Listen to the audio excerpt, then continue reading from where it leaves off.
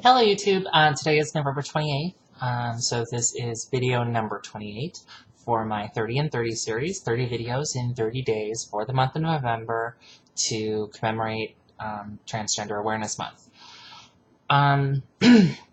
So I thought today that I would talk a little bit about, excuse me, one of my other passions, which is comic books and comic collecting, and I have something like 5,000 to 10,000 comic books sitting in poly bags and boards in my garage in something like 20 long boxes, and I actually need to get more.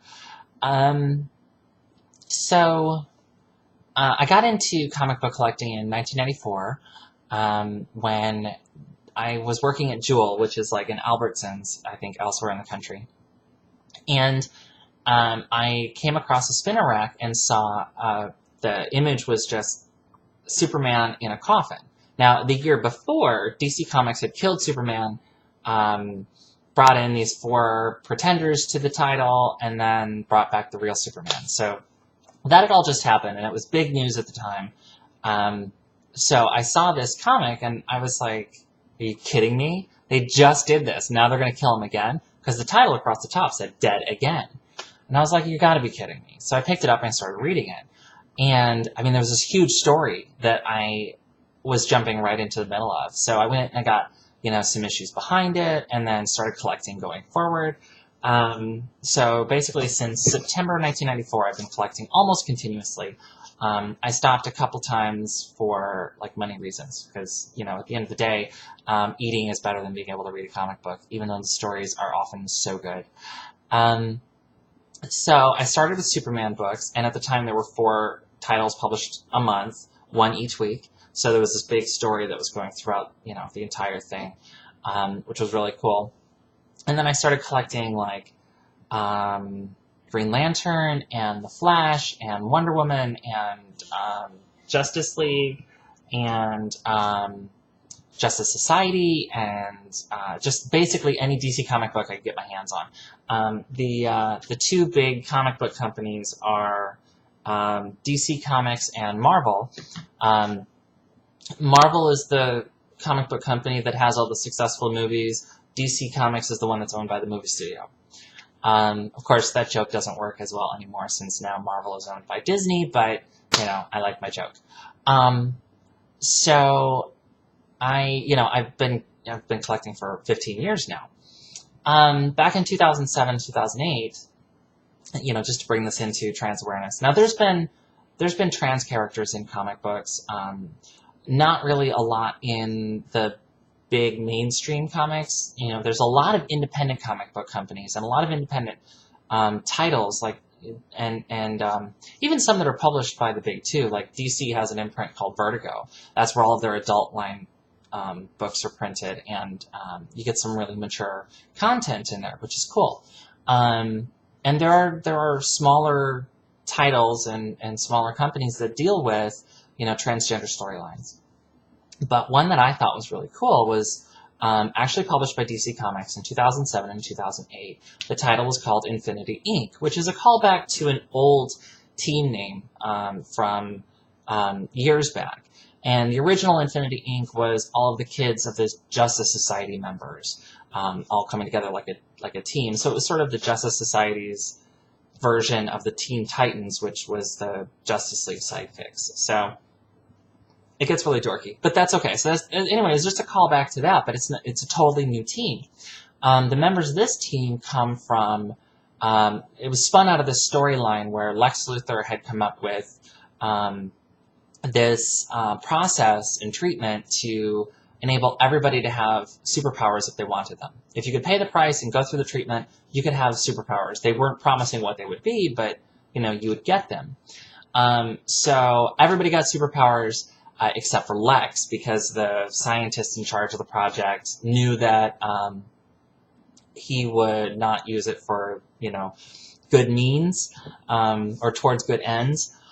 So he kept lying to him and told him that it wouldn't work on him. Well, once the truth came to light, Lex lost it and hit a big red button that turned off the powers of everybody.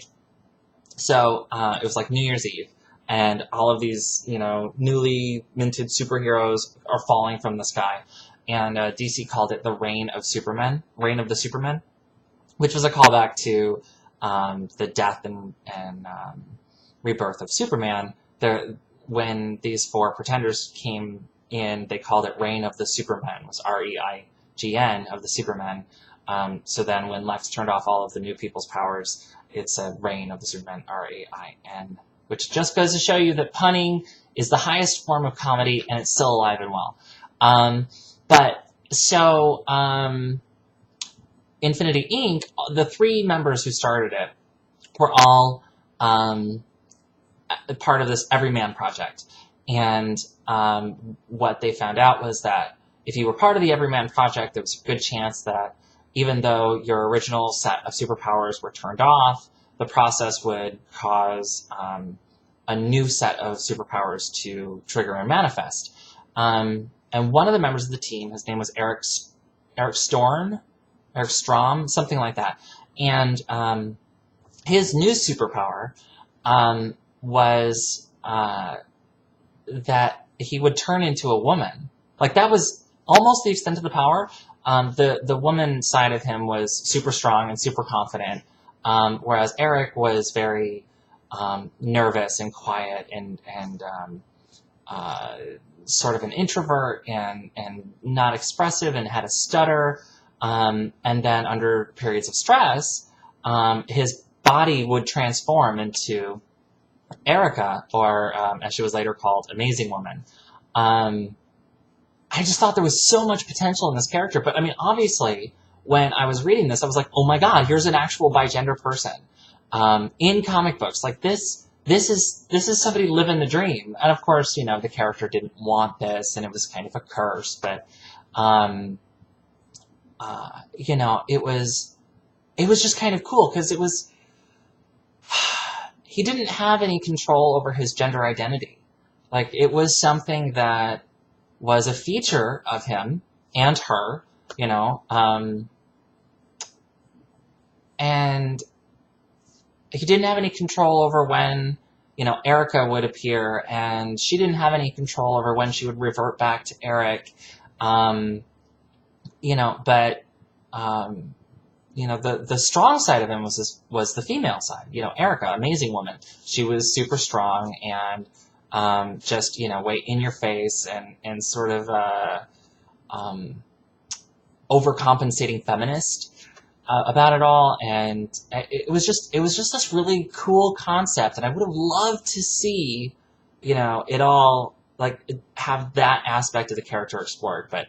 Of course it wasn't. The series is only 12 issues long, and it was collected in 2 trade paperbacks, so you can go find it, probably on Amazon. I don't know that you'd be able to find it at Barnes & Noble, because the series itself didn't sell all that particularly well, which is why it's only 12 issues long.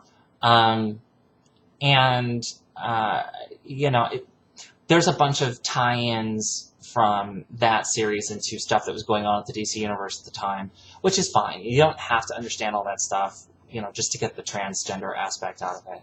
But I just thought that was a really cool way to explore the idea of gender without having to, without putting a label on it, or,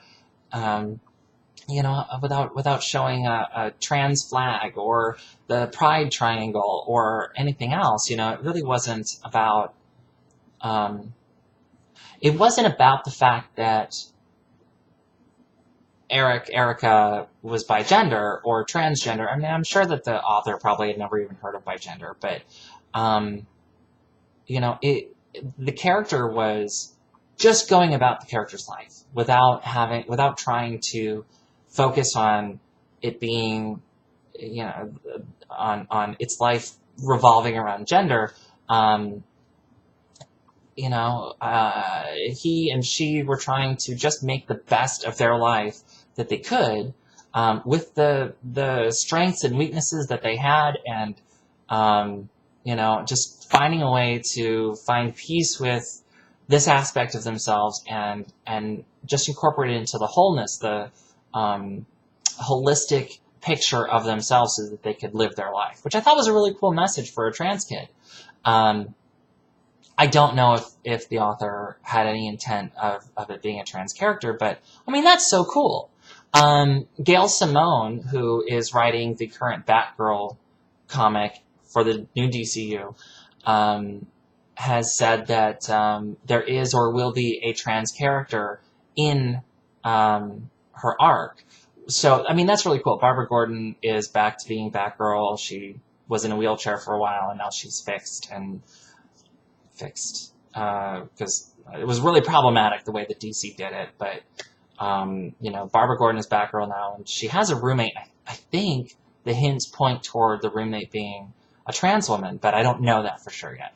And I'm a couple issues behind, so I don't know if it's been revealed. But I mean, Gail Simone is fantastic when it comes to feminism and LGBT, viewpoints and incorporating all of that into, a marquee title in a big mainstream, one of the big two comic books. So I'm excited to actually be able to read through that and check that out. But so I could talk about comic books all night. I've already gone 12 minutes or almost 12 minutes about it, and I promise you that not all of my viewers are comic book fans, but it's a topic I find exciting, and I love stories. I love hearing different tales of, human existence, and every so often I get to see myself in the pages of a comic book, so I think that's really cool. Anyway, that's all I have for tonight. I should hopefully have 2 videos up tomorrow. This will be the 3rd video posted today. So 2 videos tomorrow, and then Friday will be the end. It'll be the 30th video for my 30 and 30 project, and I am hoping to do something cool for it. I don't know, but I think it would be cool. Anyway, love you all. Take care.